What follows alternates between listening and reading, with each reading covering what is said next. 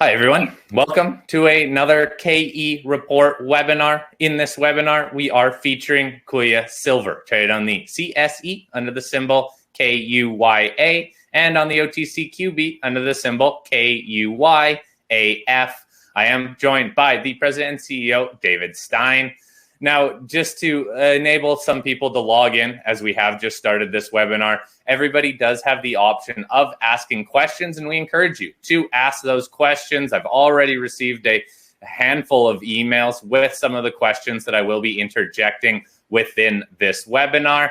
But again, if any questions come up to you throughout this webinar, please use that question function within this system, and I will work those in as best I can. If we don't get to all of your questions, then we will be sure to address those in future interviews. Now, I have featured David on our show a fair bit, highlighting some of the news and the progress that the company is making in Peru.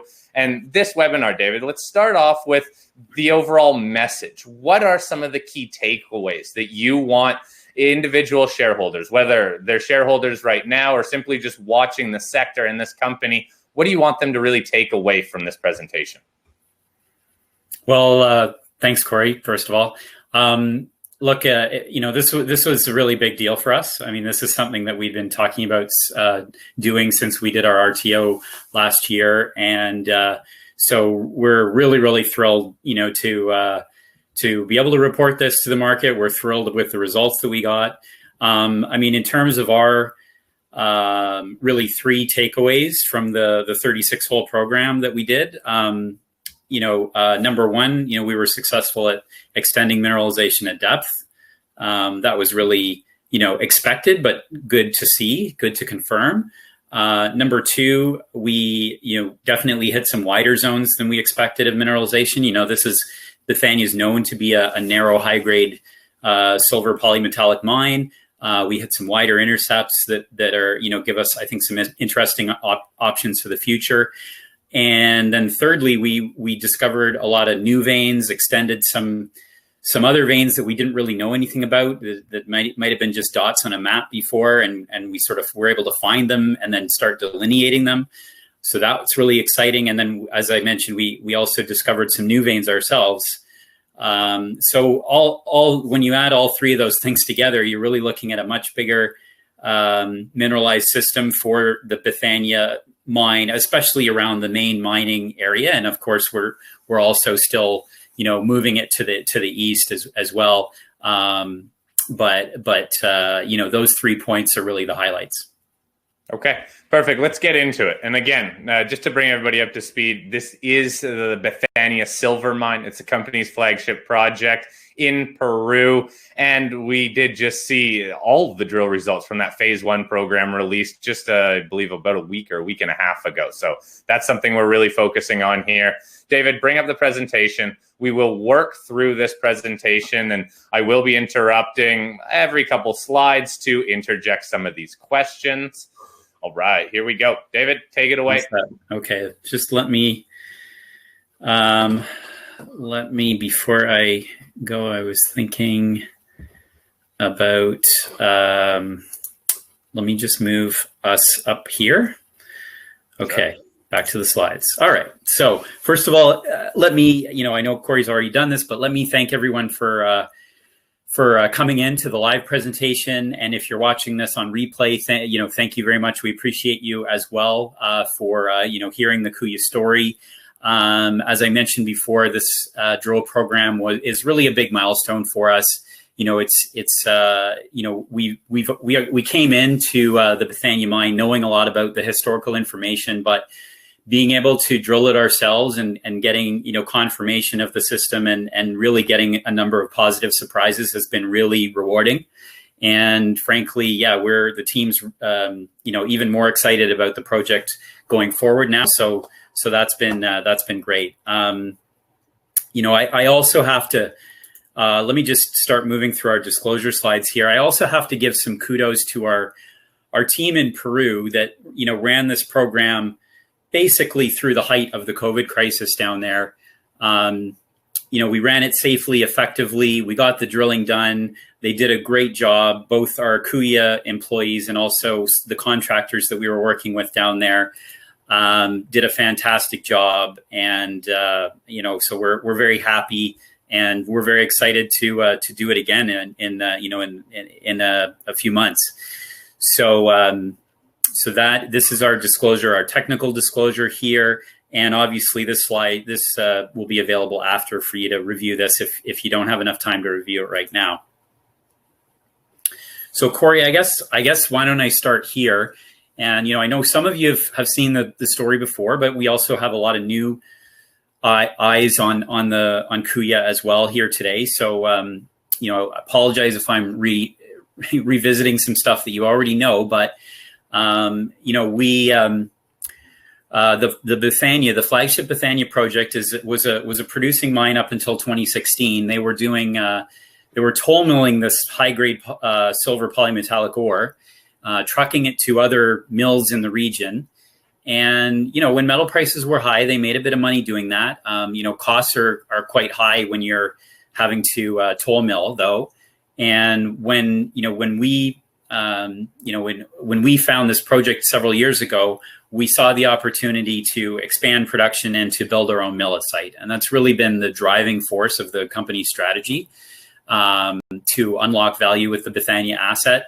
We see a potential for a very meaningful silver producer here, and something we can do in a relatively short period of time with not a lot of capex. So with that in mind, we started, developing this project privately for several years. We took it public last year. And then, we've been able to get our EIA approval for a 350 ton per day plant. That happened last August. We ended up buying 100% of the mine that last December. And then, this year really has been about the drill program and moving the project forward with some of the engineering and permitting that's going on in the background. So, going forward, we obviously want to get, Bethania back into production. We are very, very excited and confident that this will be a, very profitable operation. So we obviously want to be able to benefit from that. And while we're doing that, we're going to continue to do aggressive exploration.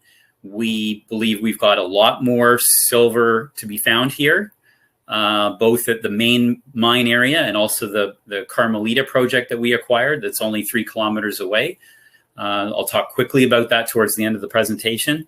So we're very excited. We do have our other project in Ontario, Canada. It's in a little earlier stage. I'm not really going to talk about it today, but we also acquired that as well in the past year. So we really have a lot of growth ahead of us, and that's important, not just to build a mine, but to be able to grow from there, expand Bethania, build a second mine. Those are all of the things that are really core to our strategy in the future. So, David, what really caught your attention with this project? Is it that whole near-term mining, and really it wasn't that long ago that this was being toll mined, or is it that exploration component? I guess it was both. I wouldn't, frankly, myself personally be interested in a project that didn't have a lot of exploration upside. That's really key. And the fact that, this was being, privately mined and they were basically following the veins, to me, that means that there is, a lot of potential along strike and at depth, not to mention, hidden veins that they would have been missing, which now we're finding with the drill bit. So there was a lot of potential for growth in terms of the resources, and that was key. However, also, Kuya is very different and from other, let's say, junior companies, because we have a near-term, production potential here.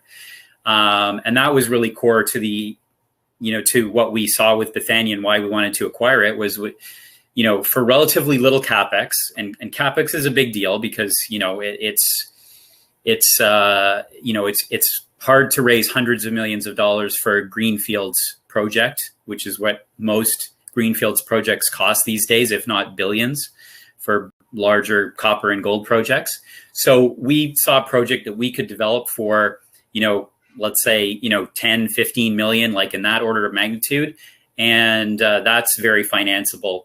Even when times were tougher a few years ago, probably a little easier today, but nevertheless, that's really important as well. So that, it was sort of all those factors combined that led us to eventually acquire Bethania and go public. Okay. Thank you. Yeah. Let's move on. Okay.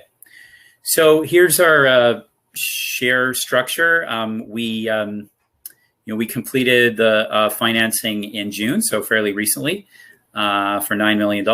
And this is our updated shares outstanding, top shareholders, high management ownership, which is I think really important. To have that alignment, not just strategic large shareholders that own tons of other companies, but actually management having skin in the game, and that is definitely the case with Kuya.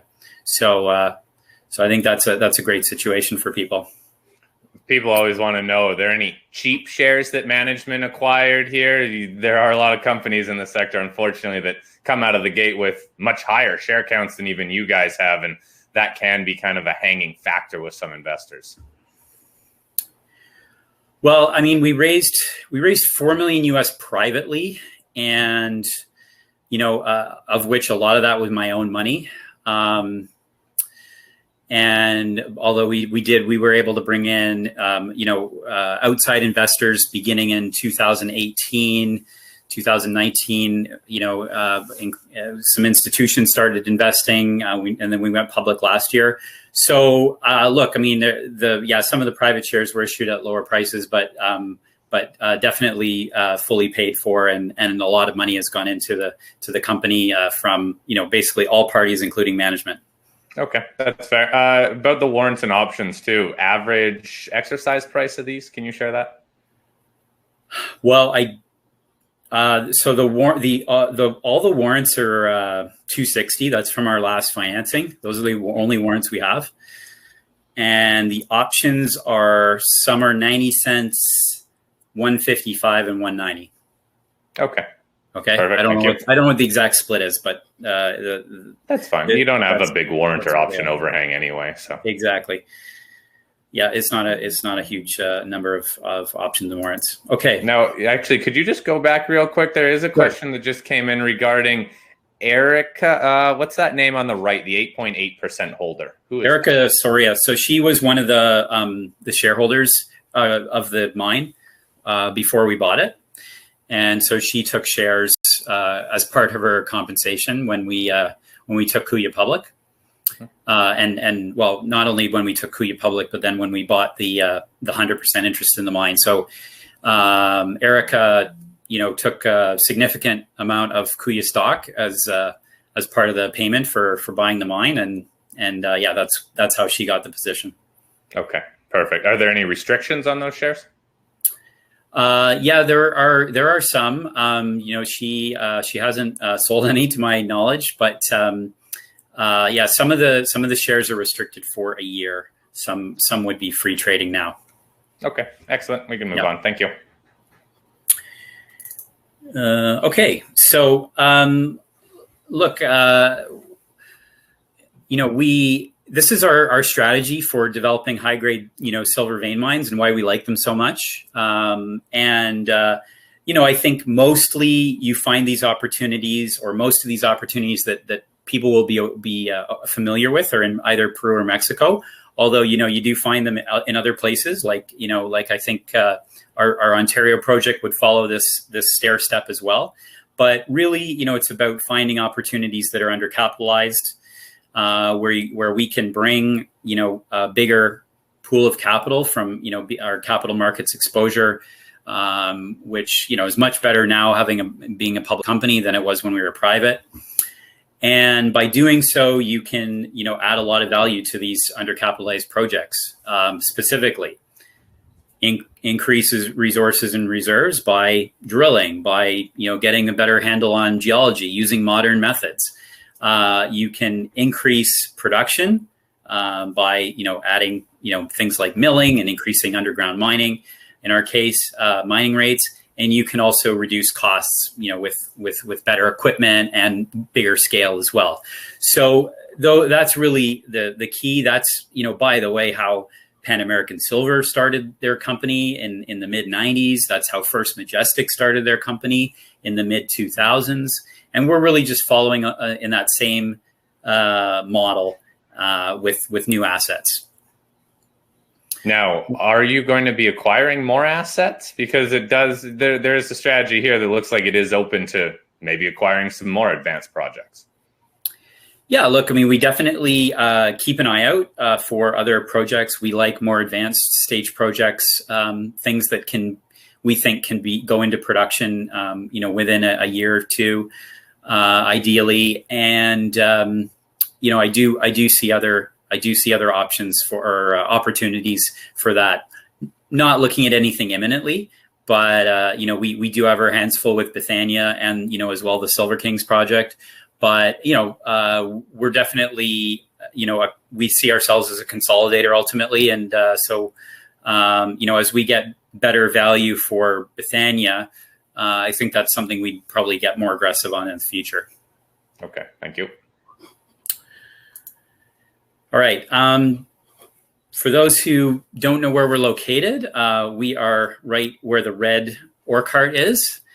We're in a essentially a belt of other lead, zinc, silver, gold mines, and in the Central Andes. You can see where Lima is as well. We're only about 170 or so kilometers as the crow flies.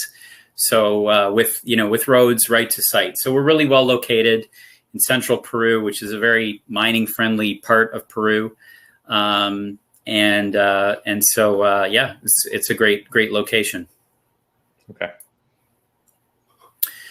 All right. So again, I mentioned this earlier that we really differentiate ourselves from the other, companies out there by the fact that we are both developing a project as well as growing our resources through exploration.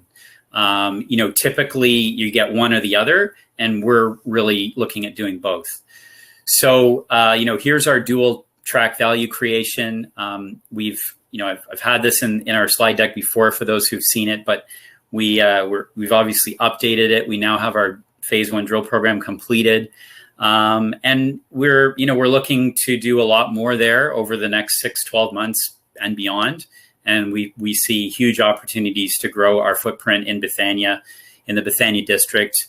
And, you will see, us announcing things on all of these stops along the way.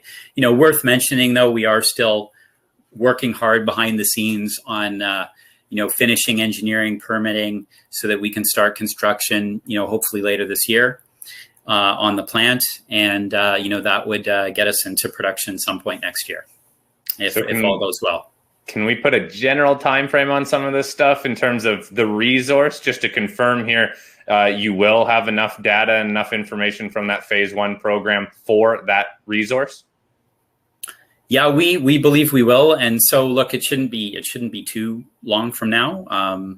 Getting the drill information was really key, and now we have it. So we have some independent QPs that are modeling it up now and working on that resource. But yeah, I would expect it in the next 1 to 2 months at a maximum. Okay. And there are a couple of questions that have come in on the development side of things. Sure. 2022, is that still reasonable to see some production out of Bethania? Absolutely. Once we get our, kind of ducks in a row to start putting shovels in the ground, this will be a very quick construction period. Because we're building initially a very compact mill.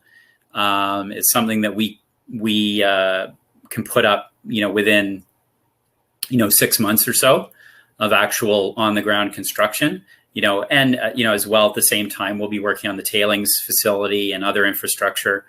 But it's something we feel we can do relatively quickly, and well under a year. And of course, then you give yourself a couple months for, commissioning, et cetera. But absolutely, we can. We should be producing sometime next year.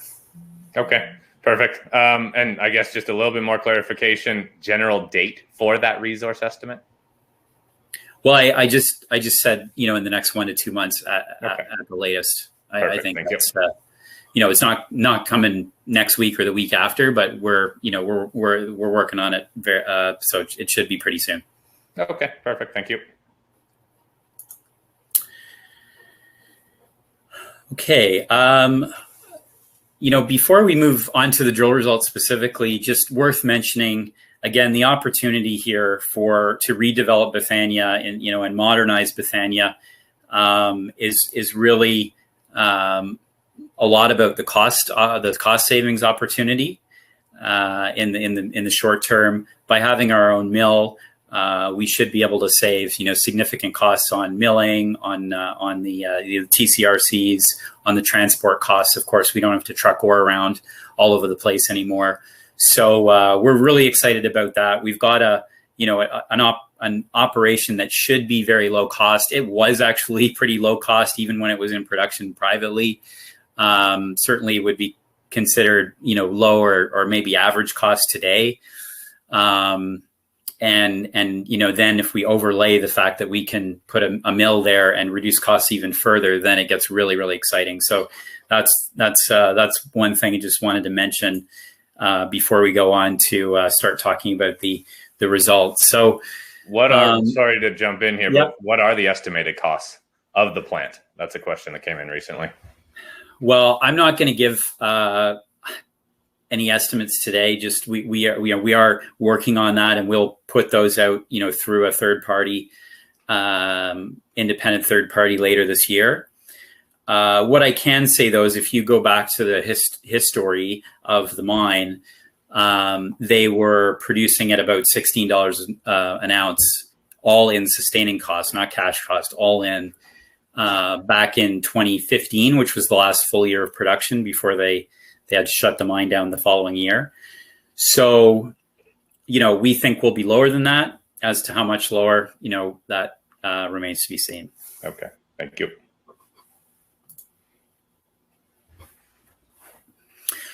Okay, all right. So let's get into some of our results. This is a kind of a block model cartoon of one of the veins that has been mined in the recent past here, the Victoria vein. This is not one of the major veins in the deposit. Those are Doce de Mayo and Espanola, which I'll show you in a bit. But this is probably number 3 in terms of the importance of the veins that we've had at the Bethania mine. Gives us really good grades, or has historically, and you can see that a number of the drill holes that we drilled appear to be extending the Victoria vein to the east. So we're actually stepping out from the known area there, where all the mining has been taking place. And this was mined down to the lowest level of the mine a little bit, the 640 level. But we know from the sampling that was done underground that they had good mineralization right in the bottom level, suggesting that it goes deeper. And this one sample here, I will draw on this right there. That one is a good 30 meters below the mine workings, and it's also off to the east as well. So really, really good to see that. That's a kind of average width for us, maybe even a little higher than average, and above average grade in terms of the silver grade there. So that was a really good intercept. Okay, let me clear this. And I forgot how to do that. There's usually a clear function on the right, actually, I think, where our videos are. That's right. Hey, this is a good time to say, keep on sending in your questions. We're getting to a lot of them, so please. I can turn off the whiteboard. That worked too. There you go. Okay. All right. So again, this is our long section of the whole property now. And I just plotted on some of the other holes. So this is, I didn't repeat the Victoria holes on here. So we've got, some spectacular holes from Doce de Mayo and Espanola. on here. So those are the two main veins that have been the main producers of the mine historically.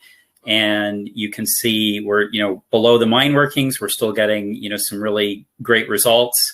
Actually, this one that I highlighted here, the new discovery. So again, I will just highlight this one here. The grade's a little lower, but this is a brand new discovery, a new vein for us called Carmelita 2.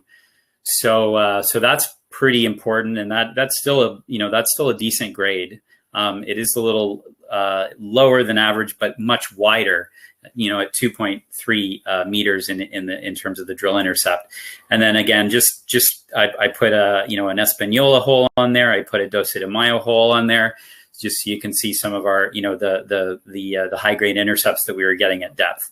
So obviously great to see that, at depth in the mine. That's really important to see. So, so we did that. There's still this zone over here. We're now calling this the hilltop zone. We didn't do a whole lot of drilling here. We ended up just drilling 3 holes for a little less than 600 meters here. We had planned to drill more, but we changed mid course. And we did intersect some veins at depth. It's pretty anecdotal when you're only drilling 3 holes. But we're very excited to go back there and do a lot more drilling, and we should get more representative results if we can do more drilling there in the second phase. Okay, a couple of quick questions here. How deep was the mining currently or historically at this project, and how deep has some of the drilling gone then? Sure. Okay, so this bottom level here, let me draw again. This level here where I'm drawing, that's what we call the 640 level. So that is actually the deepest level in the mine at the moment. Now, I think it was meant to represent 4,640 meters. When you actually survey it, it's actually 20 meters higher than that. It's actually at 4,660 above sea level. But anyway, nevertheless, that is the lowest level in the mine at the moment. So, some of our holes got, I would say up to 50 meters below that. So we didn't do anything too deep. Obviously, we're testing the limits of what we can drill from surface. And so in order to go deeper, which we do want to do, we might have to look at drilling from underground or obviously looking at different drill setups on surface. But where we had the drills lined up, we were really kind of testing this area here. That might be even too deep, maybe just down to here, sort of, and which would give us, some more, very important information about what's happening in, let's say 50 to maybe 60 meters below the lowest mine levels. Okay. Perfect. Thank you. And just a quick comparison, some of the results that you were seeing in your drilling, how do those compare to what was mined historically? Cory,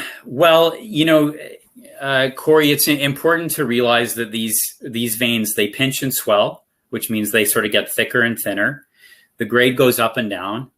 And so when you mine, when you report a head grade, it's really an average, of a whole bunch of basically different things. So, the head grade of the mine in the last few years was around 15 ounces. Okay. You might get some stopes with 10 ounces. You might get some stopes with 20 ounces. You get some ridiculously high ones that might be 30, 40 or more.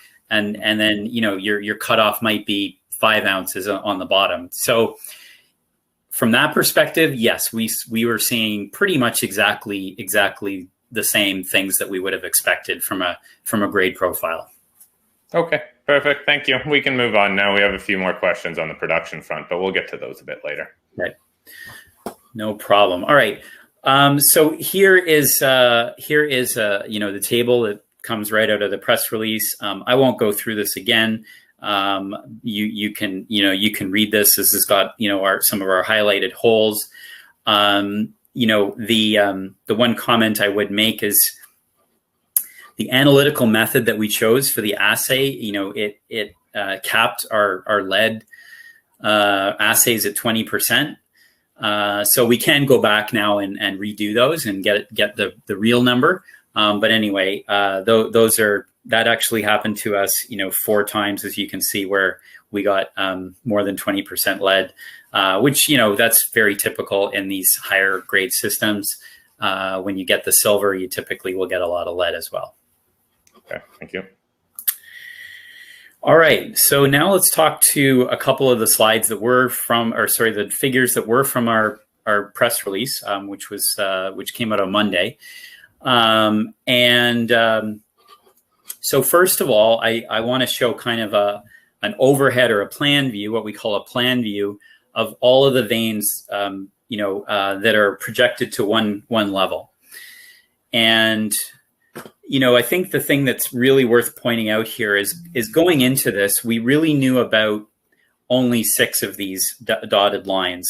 So let me just show you where the key ones are first. So Doce de Mayo is this one. Okay. When I take the whiteboard off, you'll see that is kind of a medium green color. And then there's a red one for Española. So Doce de Mayo was the biggest producer, Española number 2, and then I believe this was Victoria here, kind of cross-cutting it, and that would have been the third biggest producer historically. And we're hitting all 3 of those again, and but as you can see, we hit a lot more. So there were 6 veins, sort of known, reported from the previous mining. A few others that had been mentioned in some of the literature that we had, but they had never really done any work on them. And such as Yolanda, Betsaida, you can see those in the legend.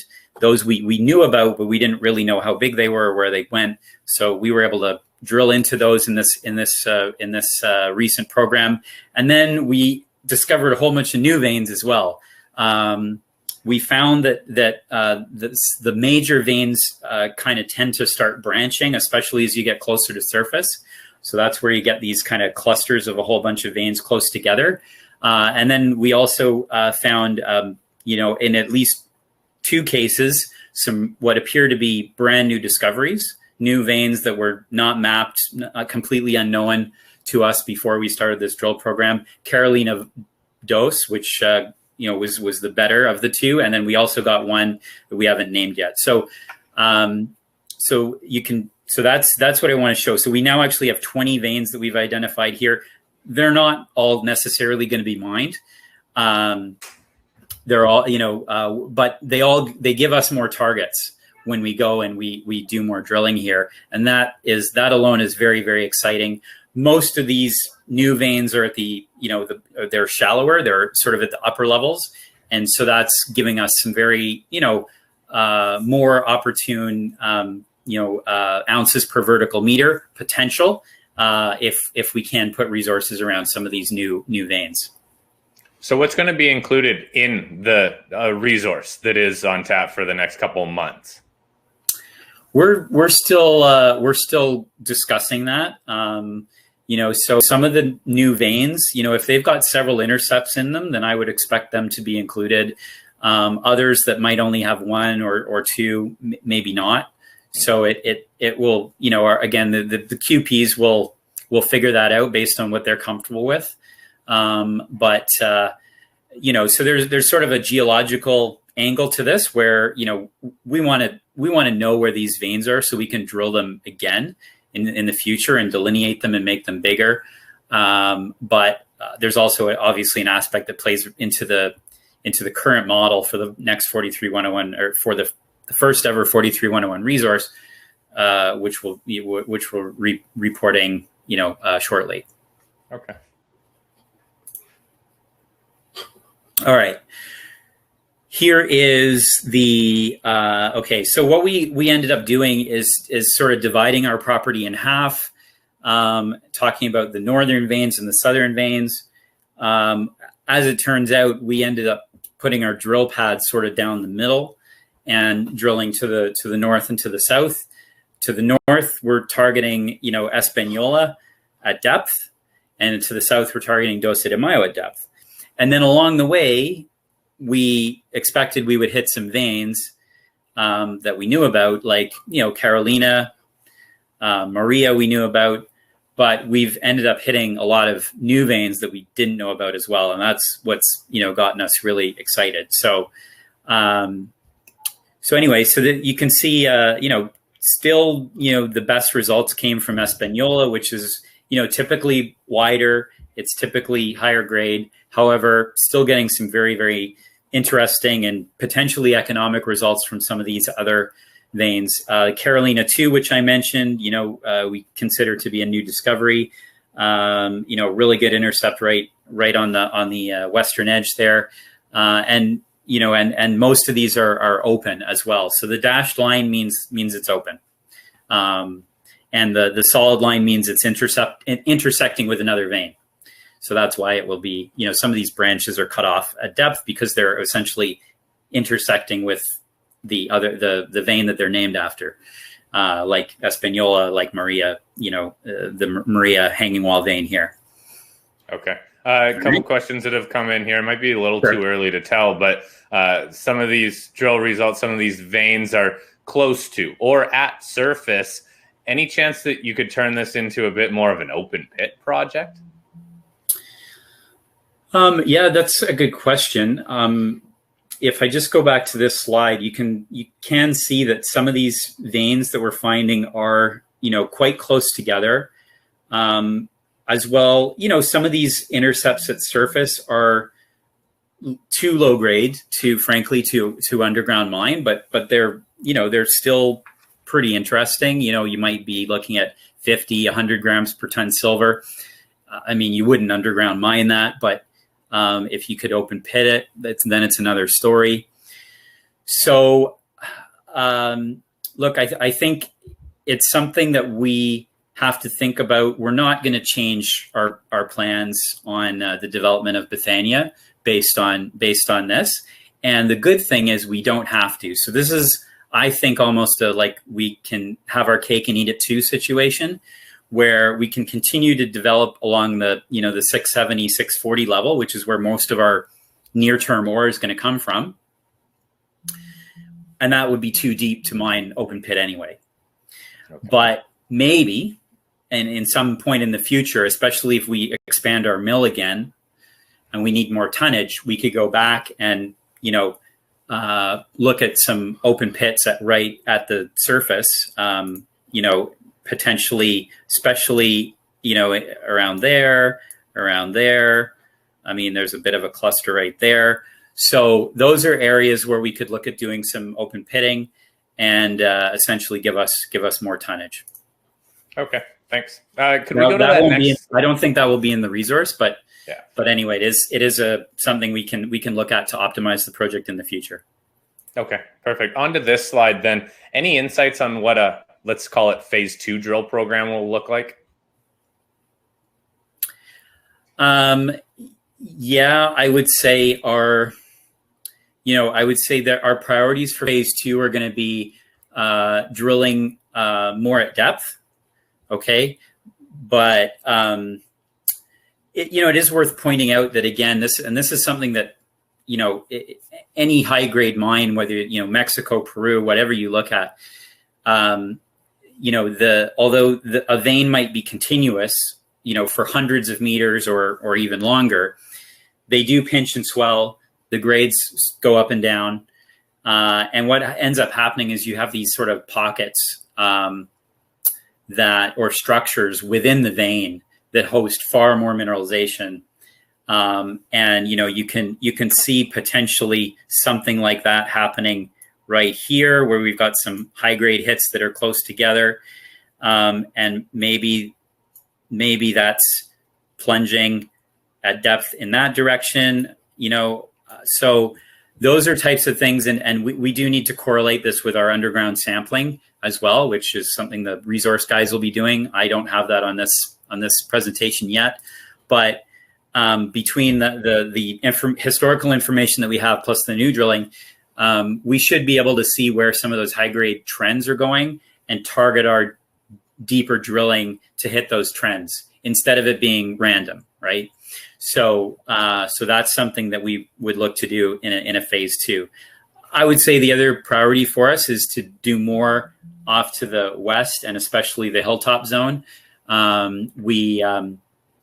Before we do that, though, we're going to do some more surface sampling. So we've got a better understanding, again, of where the sweet spots are within those 5 or 6 veins that we have over there, where the thicker zones are, and see if we can get some structural measurements at surface so that we can get better predictive power in terms of where we want to drill next. Okay, perfect. Thank you. All right. This is the other direction. So looking south, Doce de Mayo, not as much drilling in this direction. We did hit Victoria quite a bit. So that was the first vein I showed you.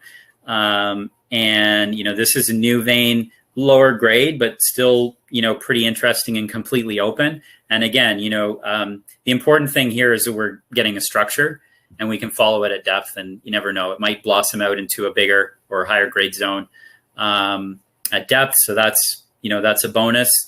And again, Yolanda is a brand new structure as well. We did know about this one, but had no data on it. So good to see some that we can at least put together the structure there. Okay. All right. I do want to mention Carmelita. Now, we announced this acquisition in May. Haven't done any work on it as of yet. We've been focused on Bethania, but it's only 3 kilometers away from the mine, so easy trucking distance. And the sampling that we did do when we did our due diligence on the project was frankly very similar to what we see at Bethania. And these samples were taken right at surface. We did not go underground. You can see, if you look at this slide, again, I'm going to use the whiteboard for a second, but there's an adit here, an adit here. So 2 adits in Esperanza. There's an adit over here in Pozo. There's an adit here in Victoria. So the previous owners had 4 adits into this mine, and we really are excited to get over there and start doing some sampling at surface. And then once we can make sure that the underground is safe, we'll go and do underground sampling there as well, which I don't believe has ever been done. So we'll get a lot of good information very cheaply at first through those 2 programs, surface and underground, and then look at drilling this later on, probably after the phase 2 Bethania program. So, however, having this project, and by the way, the surface expression of these veins, and we've got another map that's in our other press release about that. We can trace them for about 1 kilometer at surface, and that's roughly what we have at Bethania right now, actually. So, Bethania, more mining history there. We've done a lot more work on it ourselves. We know a lot more about it, but similar kilometer plus strike length, polymetallic vein system. We really like Carmelita, essentially as having the potential to expand, if not double, the amount of vein material that we have available to us for future mining. So we're very, very excited about getting there, and I think that's kind of an underappreciated aspect of our story. Even though we just acquired it a few months ago. Interesting. Okay, so you are starting work there relatively soon, but it is kind of a Correct. process to move through that. Yeah, but the work that we're going to be doing, I think, is going to be high return work where these veins, just like at Bethania, come right to surface. So why not sample them and find out exactly how thick they are and what kind of grades we're getting, and then we can target the better zones at depth. So I think we've got a great opportunity here, and we'll be working on there very, very shortly. Okay, perfect. Thank you. All right, we want to, just mention our social responsibility. We work with the Paroche community at Bethania, and have been really working with them over pretty much this whole year. And they've been great partners. We built a new exploration camp there in the beginning of the year, and then we used that to stage our drill program.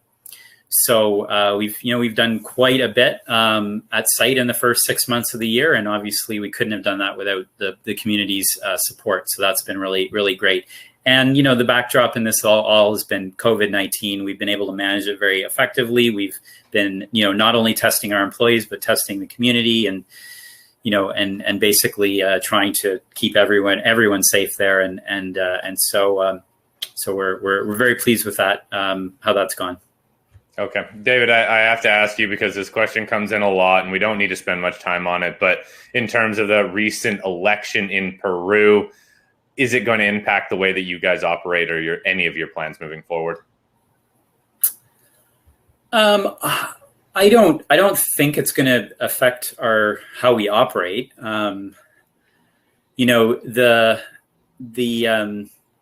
mandate of the new government has definitely got a sort of a left-leaning tinge to it, and they I think that their eyes are open wide to how industries such as mining affect local communities, and making sure that they get benefits from it. I think we're already in a really good position there with community support, and we've got a really good program that's mutually beneficial there. We are a small company, so we're not going to be under as much scrutiny. We don't have as many people to deal with, frankly, as well. So I think we're in a good position. However, look, I think no matter what jurisdiction you're in, things change from time to time politically, and you kind of just have to roll with the punches and be prepared for that. And I think we are well prepared for it. Okay, that's fair. Thank you. All right. This is, leave this for you to read at your own leisure, our management team. And with that, I can leave up our socials.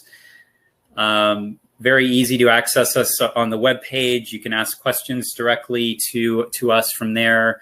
You can book an appointment to speak to management. And obviously, we've got all of our social media as well. We're pretty active on.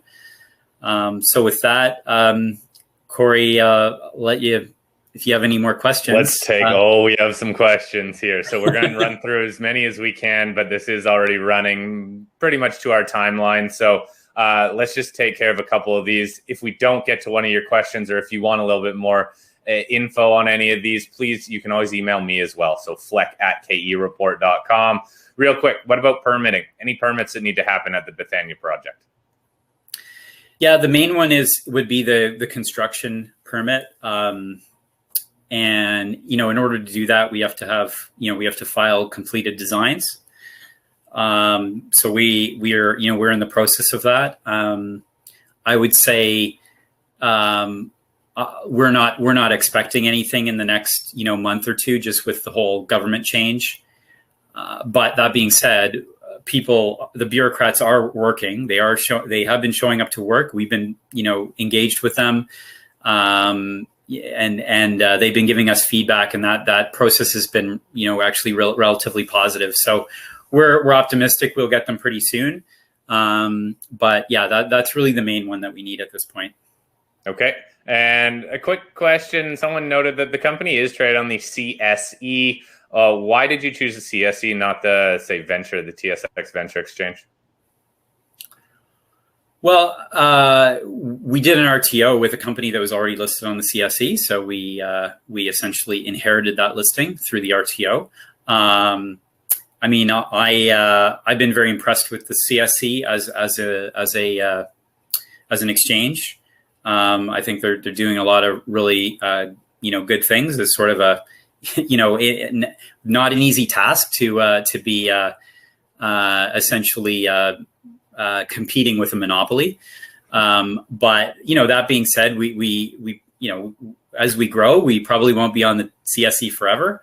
That's part of the evolution of a small cap company, whether you're mining, tech, biotech, whatever. We'll be looking to uplist at some point. But anyway, that's the history there.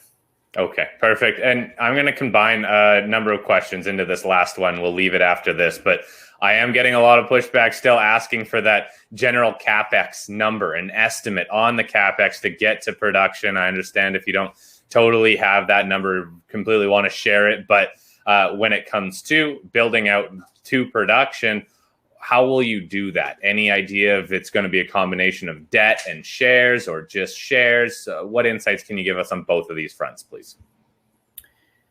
Sure. Well, yeah, I mean, look, I think we're very comfortable that it's going to be, in the, I guess, low double digits, starting with a 1. But the exact number at this point, I mean, I think we have to be a little bit open, and we have our own estimates internally, but we also have to wait. We are doing a PEA, so we want to wait and see what others think about that, and then try and beat it ultimately when we actually do go and start ordering equipment and hiring people and building stuff. Whatever that number is, we'll try and do better than that. But look, I mean, in the grand scheme of things, if it's 10, if it's 12, if it's 15, it's still extremely low and easily financeable. And there is a lot of interest to finance it. That's been, my impression as I've been, talking to, other parties who could help us with that and networking. We do have very valuable concentrate, that is known in the Peruvian market. So that's an angle that we can capitalize on. And so there, I guess to then kind of transition to your second question, Cory,